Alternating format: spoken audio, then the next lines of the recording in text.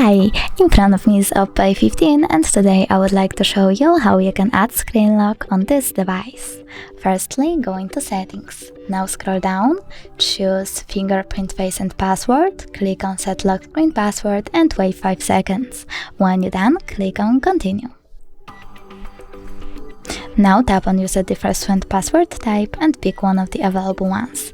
I will go with pattern, so I have to click on it, draw my pattern and repeat it.